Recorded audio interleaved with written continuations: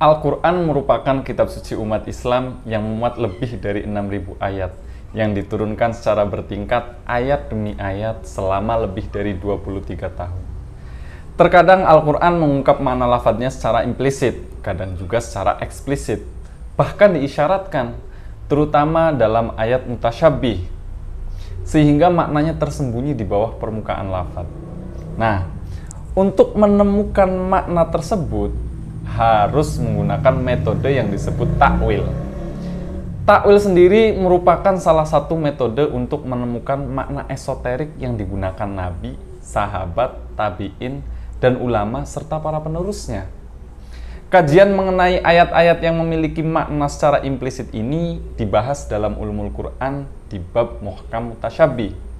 Apa sih itu muhkam mutasyabih? Muhkam berasal dari kata ihkam, secara bahasa berarti kekukuhan atau kesempurnaan, keseksamaan, dan pencegahan. Akan tetapi, menurut Imam Az-Zarqani, semua pengertian tersebut kembali pada arti dasarnya, yaitu al-man'u, yang berarti mencegah atau melarang dengan tujuan kebaikan. Sedangkan kata mutasyabih itu sendiri berasal dari kata tasyabuh yang secara etimologis berarti keserupaan dan kesamaan yang biasanya membawa kepada kesamaan antara dua hal. Seperti dalam ayat-ayat Al-Quran yang menggunakan kedua kata tersebut. Yang pertama misalkan Alif Lam Ra kitabun uhkimat ayatuhu tsumma fussilat min ladun hakimun khabir, yang artinya Alif Lam Ra. Inilah suatu kitab yang ayat-ayatnya disusun dengan rapi serta dijelaskan secara terperinci yang diturunkan dari sisi Allah yang maha bijaksana lagi maha tahu. Quran Surat Hud ayat 1.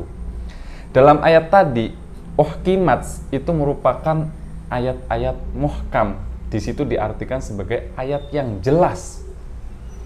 Sementara ada lagi ayat lain, Allahu nazzala ahsanal hadits kitaban mutasyabihan, yang artinya Allah telah menurunkan perkataan yang paling baik, yaitu Al-Quran yang serupa lagi berulang-ulang. Surat Az-Zumar ayat 23. Kedua contoh tersebut terkesan menimbulkan pemahaman yang berbeda. Nah, untuk itu Ibnu Hibban An-Naisaburi berpendapat bahwa Al-Quran seluruhnya muhkam berdasarkan ayat pertama dan Al-Quran seluruhnya adalah mutasyabih berdasarkan ayat kedua. Menurutnya, ayat pertama itu muhkamnya Al-Quran adalah kesempurnaannya dan tidak ada pertentangan antara ayat-ayatnya. Sedangkan yang dimaksud mutasyabih pada ayat selanjutnya itu adalah menjelaskan dari segi kesamaan ayat-ayat Al-Quran dan kebenaran atau kebaikan dan kemukjizatannya. Jadi, baik itu muhkam dan mutasyabih dengan memandang pengertian secara mutlak tidak menafikan satu dengan yang lainnya. Sehingga pernyataan Al-Quran itu seluruhnya muhkam, maksudnya itu al-itqan, yaitu kokoh, indah. Artinya ayat-ayat serupa dan sebagainya itu membenarkan sebagian yang lainnya. Sedangkan pengertian muhkam dan mutasyabih secara terminologi di kalangan ulama itu banyak sekali perbedaan pendapat. Tadi baru dijelaskan secara bahasa, sementara secara istilah muhkam dan mutasyabih itu debatable ya, dan sampai sekarang itu banyak sekali para ulama berbeda pendapat mengenai ayat muhkam dan mutasyabih. Misalkan dalam kitab Al-Itqan, Imam Asy-Syuyuti itu mengemukakan 18 definisi dan Imam Az-Zarqani juga sama mengemukakan 11 definisi. Nah, dari seluruh definisi tersebut yang sering dipergunakan adalah yang pertama, bahwa secara istilah muhkam adalah ayat-ayat yang mudah diketahui maksudnya, sedangkan mutasyabih hanya diketahui maksudnya oleh Allah itu sendiri. Yang kedua, muhkam adalah ayat-ayat yang hanya mengandung satu wajah, sedangkan mutasyabih mengandung banyak wajah. Dan yang ketiga, muhkam adalah ayat-ayat yang maksudnya dapat diketahui secara langsung tanpa memerlukan keterangan lain. Berbeda dengan ayat-ayat mutasyabih, dia memerlukan keterangan lain, penafsiran lain, bahkan makna lain, atau penjelasan dengan merujuk kepada ayat-ayat lain.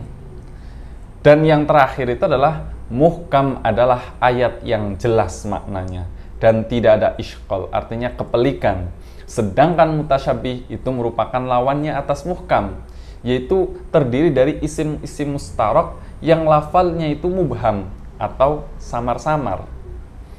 Nah, dari uraian tadi dapat kita ketahui dua hal penting. Yang pertama, terkait ayat-ayat muhkam itu kita tidak butuh pendalaman yang lebih mendalam atau tidak membutuhkan banyak pengetahuan untuk mengetahui maknanya.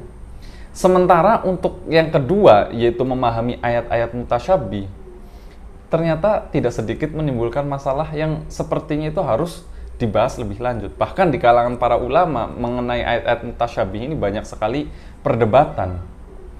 Lantas, seperti apa sikap para ulama dalam menafsirkan ayat-ayat mutasyabih? Sebenarnya ayat-ayat mutasyabih itu timbul karena sifatnya yang mujmal, global, dan pastinya itu memerlukan takwil. Di sisi lain, sebagian ulama berpendapat bahwa ayat-ayat mutasyabih tidak diketahui takwilnya kecuali oleh Allah Subhanahu wa Ta'ala. Seperti misalkan orang-orang yang berilmu itu akan berhenti pada kalimat dan orang-orang yang berilmu mendalam. Kalimat tersebut artinya hanya orang-orang berilmu yang mendalam saja yang mengetahui makna dari ayat-ayat mutasyabih. Jadi kalimat tadi itu mengindikasikan para ulama itu ada yang mengetahui takwil dari ayat-ayat mutasyabih tadi. Nah, upaya mencari jalan tengah antara ulama yang berpendapat bahwa ayat mutasyabih tidak bisa ditakwilkan dengan yang ulama yang membolehkan takwil. Maka Imam Raghib Al-Asfahani mengambil jalan tengah nih, melalui pembagian ayat-ayat mutasyabih menjadi 3 bagian. Yang pertama, lafaz atau ayat yang sama sekali tidak dapat diketahui hakikatnya. Jadi memang ada ayat-ayat mutasyabih yang sama sekali tidak diketahui maknanya atau takwilnya. Seperti apa? Seperti misalkan ayat yang berbicara tentang waktu kiamat dan hal-hal gaib lainnya, seperti dalam surat misalkan surat Al-An'am ayat 59, wa indahu mafatihul ghaib la ya'lamuha illahu, bahwa dan pada sisi Allah lah kunci-kunci semua yang gaib, tidak ada yang mengetahuinya kecuali Dia sendiri, yaitu Allah sendiri. Ini masuk dalam kategori ayat-ayat mutasyabih yang bahkan ulama yang sangat alim pun tidak mengetahui takwilnya. Itu menurut Raghib Al-Asfahani. Itu yang pertama. Yang kedua, ayat-ayat mutasyabih yang setiap orang bisa mengetahui maksudnya melalui penelitian dan pengkajian. Seperti misalkan dalam ayat-ayat mutasyabih yang kesamarannya itu ditimbulkan akibat ayatnya itu yang sangat ringkas atau sangat panjang atau karena urutan dan yang lainnya. Misalkan dalam firman Allah yang sangat populer di kalangan aktivis poligami, yaitu surat An-Nisa ayat 3, wa in khiftum alla tuqsitu fil yatama fankihu ma tawbalakum minan nisa'i mathna wa thulatha wa ruba fa in khiftum alla ta'dilu fawahidatan aw ma malakat aymanukum dzalika adna alla ta'mulu. Jadi yang artinya, dan jika kamu takut tidak akan dapat berbuat adil terhadap hak-hak perempuan yang yatim, maka kawinilah wanita-wanita lain yang kamu sukai 2, 3, 4. Kemudian jika kamu takut tidak akan dapat berlaku adil, maka kawinilah seorang saja atau budak-budak yang kamu miliki. Dan yang demikian itu adalah lebih dekat kepada tidak berbuat aniaya. Surat An-Nisa ayat 3. Nah, penjelasan berlaku adil mungkin kita sudah tahu ya semuanya terkait penjelasan ayat ini tentang adil itu harus seperti apa. Misalkan harus memenuhi segala kebutuhan istri mulai dari pakaian, tempat tinggal, nafkah zahir, nafkah batin, dan lain sebagainya. Dan Islam juga sudah memperbolehkan poligami dengan syarat-syarat tertentu. Bahkan sebelum diturunkannya ayat ini juga poligami itu sudah ada dan pernah dijalankan juga oleh para nabi sebelum Nabi Muhammad SAW. Dan turunnya ayat ini itu adalah untuk membatasi poligami sampai 4 orang saja. Jadi poligami di sini itu sebenarnya ayat ini untuk membatasi, bukan menambah. Itu logikanya seperti itu. Karena sebelum turunnya ayat ini poligami itu bisa lebih dari 4. Kemudian setelah ayat ini turun dibatasi menjadi 4. Nah, terus ayat mutasyabihnya di mana? Nah, ini ayat mutasyabihnya itu adalah wa in khiftum alla tuqsitu fil yatama, dan jika kamu tidak akan dapat berlaku adil terhadap hak-hak perempuan yatim, maka kawinilah wanita-wanita lain. Maksud dari ayat tersebut itu maksudnya takut tidak akan berlaku adil terhadap anak yatim yang seperti apa gitu. Dan mutasyabih, kesamaran makna dari ayat ini itu ditimbulkan akibat lafadznya yang terlalu ringkas, yaitu tadi tidak berbuat adil dalam hal apa gitu. Ternyata kata Raghib Al-Asfahani, karena kalimat asalnya itu berbunyi wa in khiftum alla tuqsitu fil yatama idza tazawwajtum bihin. Jadi ada tafsir di tengahnya itu idza tazawwajtum bihin. Ketika kalau diartikan seluruhan bersama tafsirnya itu, dan jika kamu takut tidak akan dapat berlaku adil terhadap perempuan yang yatim, sekiranya kamu mengawini mereka. Jadi berlaku adil dalam hal mengawini, bukan dalam hal yang lainnya. Itu model ayat mutasyabih yang kedua yang semua orang tahu itu, yang semua orang bisa mengetahui dengan pengkajian yang mendalam. Dan mutasyabihnya itu disebabkan oleh lafadznya yang terlalu ringkas atau terlalu panjang dan yang lain sebagainya. Nah, yang ketiga, ayat-ayat mutasyabih yang maksudnya dapat diketahui oleh para ulama tertentu saja dan bukan semua ulama. Maksudnya itu adalah makna-maknanya itu karena sangat tinggi, jadi tidak semua ulama bisa mengetahui. Hanya diketahui oleh orang-orang yang jiwanya bersih dan seorang mujtahid. Nah, para ulama berbeda dalam menafsirkan ayat-ayat mutasyabih. Sebagian mereka cenderung memahaminya secara letterlek atau harfiah, dan sebagiannya yang lain melihat kepada isyarat atau takwil. Dalam hal ini, para ulama itu sangat ditentukan oleh persepsi mereka dalam melihat ayat-ayat tersebut. Apakah dapat ditafsirkan atau tidak? Misalkan, Imam Subki As-Sholih itu membedakan pendapat ulama dalam 2 madhab terkait polemik ayat-ayat mutasyabih ini. Yang pertama, madhab salaf, yaitu orang-orang yang mempercayai dan meyakini sifat-sifat mutasyabih itu harus diserahkan hakikatnya kepada Allah Subhanahu wa Ta'ala. Karena mereka menyerahkan urusan mengetahui hakikat maksud ayat-ayat mutasyabih itu hanya kepada Allah. Makanya mereka itu disebut, madhab ini itu disebut mufawidah atau tafwid, yaitu orang yang tidak mau menerima takwil. Nah, kemudian sistem penafsiran tersebut secara umum digunakan oleh madhab salaf dalam memahami ayat-ayat mutasyabihah. Dalam aplikasinya, terus gimana mereka menafsirkan ayat-ayat mutasyabihat? Nah, dalam mengaplikasikannya mereka menggunakan argumen akli dan nakli. Madhab yang kedua itu adalah madhab kholaf, yaitu ulama yang menakwilkan lafadz yang makna lahirnya itu mustahil dengan makna yang sesuai dan layak untuk zat Allah.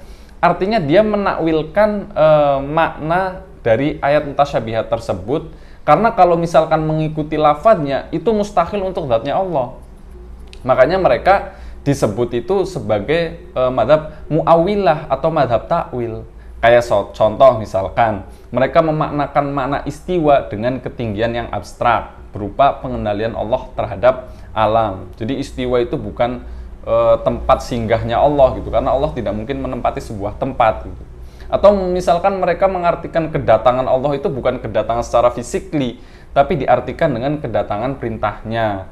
Kemudian ketika mengartikan kata Allah berada di atas hambanya, itu bukan berada di atas dalam artian tempat, tetapi Allah maha tinggi. Bukan berarti Allah itu berada di suatu tempat yang tinggi daripada hambanya. Kemudian ketika memaknaan di sisi Allah, mereka memaknainya, mentakwilnya sebagai hak Allah. Wajah Allah diartikan dengan pengawasan atau zat, pengawasan, atau contoh yang paling populer itu adalah tangan Allah itu diartikan dengan kekuasaan. Itu adalah para ulama atau madhab-madhab yang menerima takwil. Akan tetapi di samping kedua madhab tadi juga ada madhab yang ketiga, misalkan seperti yang dikemukakan oleh Imam As-Suyuti, bahwa Ibnu Daqiq berpendapat jika takwil itu dekat dengan bahasa Arab, maka tidak dipungkiri lagi takwil itu bisa dilakukan gitu. Tetapi jika takwil itu jauh, maka ya kita harus tawakuf, tidak memutuskannya, menyerahkan maknanya kepada Allah.